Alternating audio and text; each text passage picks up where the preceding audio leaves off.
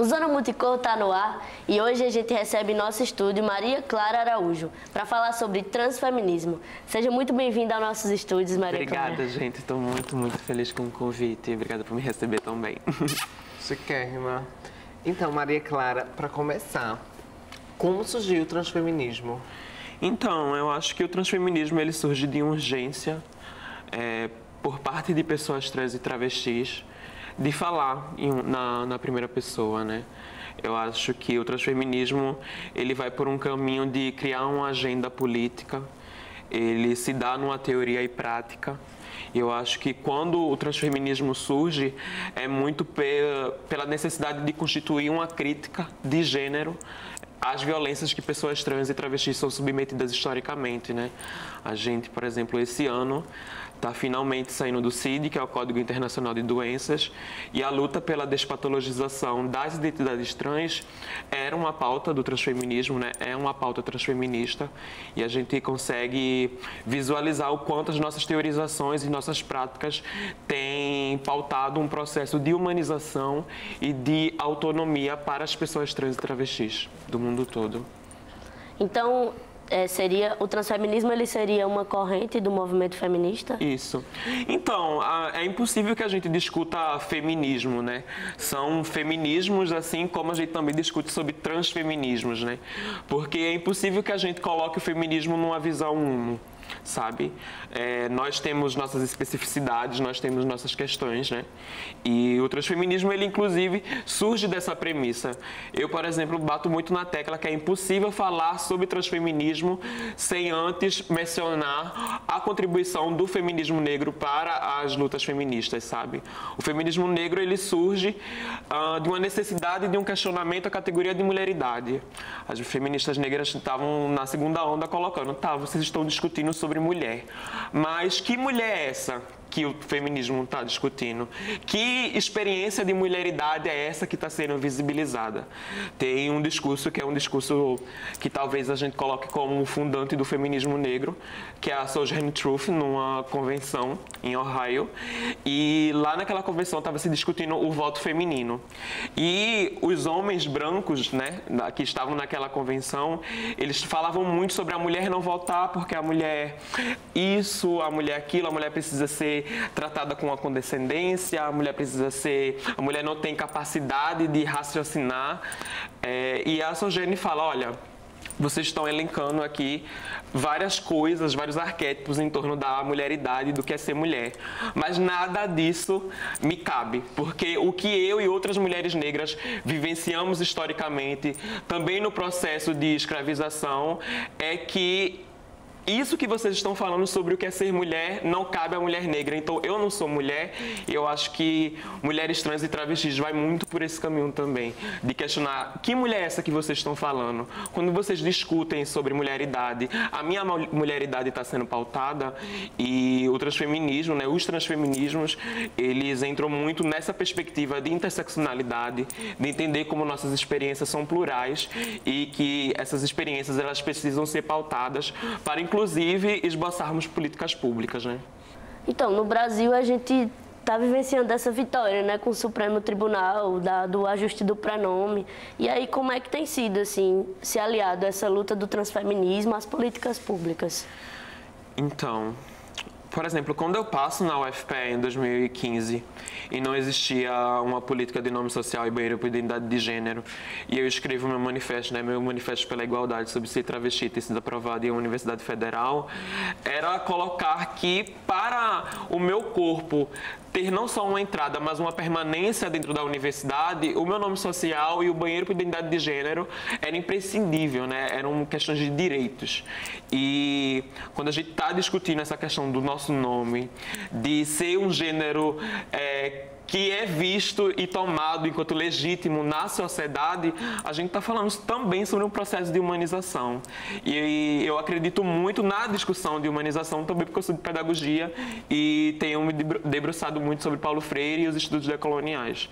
E eu acho que o transfeminismo contribui para toda essa discussão que acaba resultando na decisão do Supremo numa de me pautar enquanto uma cidadã brasileira. Isso é algo que eu discuto, por exemplo, no texto do Usina de Valores, que é a transfobia é uma problemática brasileira, que eu falo sobre as questões de pessoas trans, as violências que pessoas trans são submetidas a nível macro e nível micro, precisar ser uma questão para a nação, sabe? Porque muitas das vezes a gente discute sobre um desenvolvimento da vida de pessoas trans e travestis, mas a gente não vê isso se relacionando a um nível macro. Se nós, 90% das mulheres trans e travestis estão na prostituição, se esses 90% saírem da prostituição, não é só as travestis e mulheres trans que se desenvolvem, o Brasil se desenvolve também. Então, uma luta pela garantia dos direitos da população, da população trans e travestis no Brasil, isso também é um movimento do próprio Brasil. E acho que é por isso que eu acredito muito quando a Angela Davis fala aqui no Brasil, na UFBA, que quando mulheres negras se movimentam, a sociedade se movimenta com ela. A cada passo dado por pessoas trans e travestis, o Brasil irá se movimentar também. E quem está na linha para falar com a gente também sobre transfeminismo é a ativista transfeminista Viviane Vergueiro, pesquisadora e economista, graduada em Ciências Econômicas pela Unicamp e mestrado em Cultura e Sociedade na UFBA. Tá, querida? Close!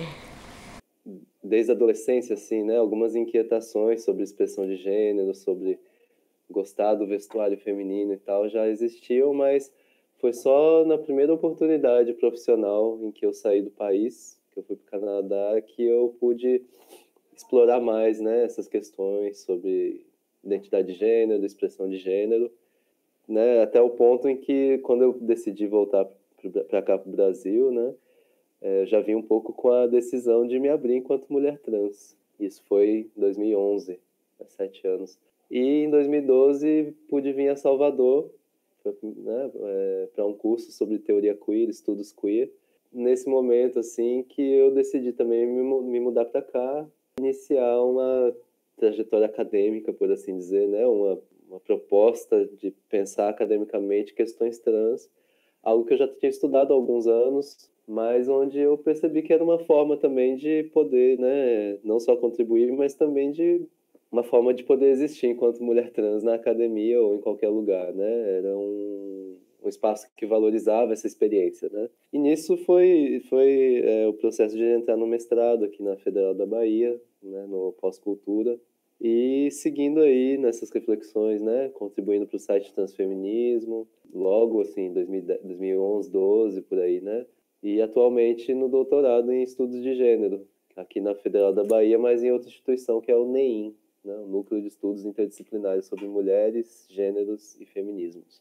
Né, muitas vezes é uma luta por nossa existência, seja na linguagem, seja no discurso, seja nas instituições, e também enquanto afetos, né, enquanto lugar afetivo. Acho que tenho me afetado muito por poder fazer parte de uma rede, de ter confiança de outras pessoas trans, para poder construir as coisas que eu tento construir. Isso que eu penso que são os dois papéis, ou as duas funções, né, do transfeminismo. Por um lado, a gente poder contribuir, né, dizendo que mulheres trans são mulheres, de que identidade de gênero é uma variável importante para a gente pensar a realidade de pessoas trans. Mas, por outro lado, é o quanto que nós, enquanto mulheres trans travestis, podemos aprender, né, das práticas, das teorias, das lutas de feministas históricas, assim, por assim dizer, né, de como que a gente também, que enquanto movimento, né, teve muito ligado ao movimento LGBT, ao contexto das reflexões, né, críticas sobre HIV/AIDS, sobre a crise da AIDS, de como que a gente também poderia se nutrir de uma perspectiva, de perspectivas feministas para pensar nossas lutas. Eu acho que a gente já tem contribuições significativas para se a gente se vê dentro dessa genealogia, né, dessa história dos feminismos interseccionais, a gente vai ver que alguns mecanismos dessa exclusão, eles não são novos em si.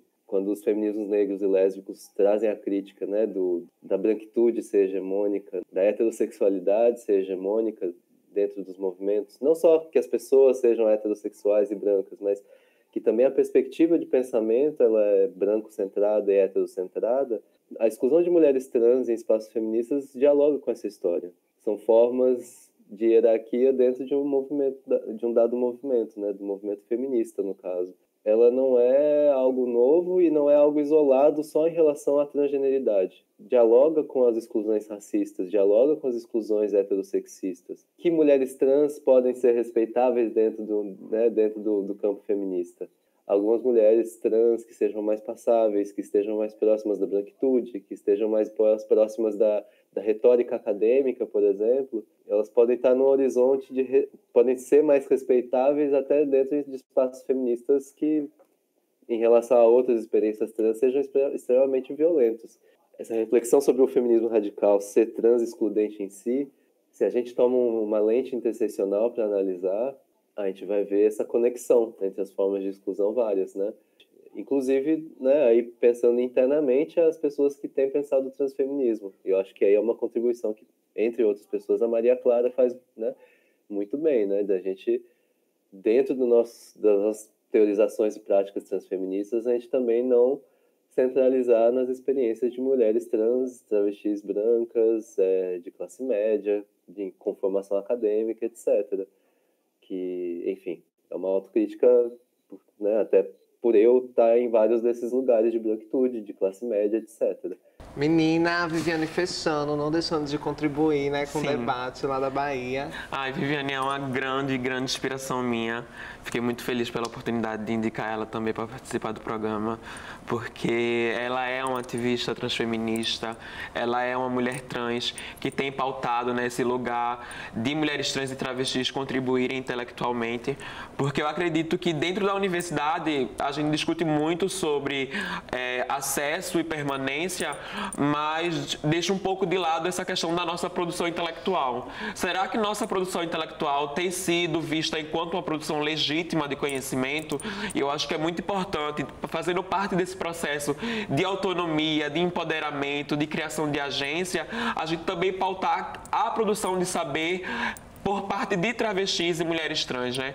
Eu me lembro muito do primeiro capítulo do livro Plantation Memories, da Grada Quilomba, que ela traz a foto da escrava Anastácia e ela discute sobre como a máscara do silenciamento usada no período do colonialismo, ela representava uma mudez. E essa mudez possibilitou que o sujeito branco construísse as narrativas do sujeito negro. E por muito tempo, dentro da academia, outras pessoas falaram sobre a experiência de ser travesti ou mulher trans no Brasil. E eu acho que nesse momento, que é quando a gente adentra essa universidade, que a gente produz conhecimento, e esse conhecimento, obviamente, é atravessado por nossa experiência, afinal, nenhuma produção de ciência ela é neutra, ela sempre está sujeita a um espaço, a um tempo histórico, e toda essa produção de conhecimento, ela faz parte de um projeto de mundo, né? Eu acredito que o transfeminismo, a produção intelectual de mulheres trans e travestis, ou de pessoas trans de modo geral, o que nós estamos propondo é um novo projeto de mundo, é uma outra forma de compreender a nossa sociedade e para mim é muito importante ser transfeminista, estar dentro da universidade pública, contribuindo para um saber mais diverso, porque estamos discutindo humanidades, né? Estamos discutindo pessoas e a relação dessas pessoas com a sociedade. E pautar a experiência de travestis nesse traçar uma nova sociedade é finalmente termos um lugar dentro de tudo isso que estamos construindo, né? É babado. O Zona Multicor vai dar um mandrake aqui, mas é só uma linhazinha. Bate e volta, tá, meninas?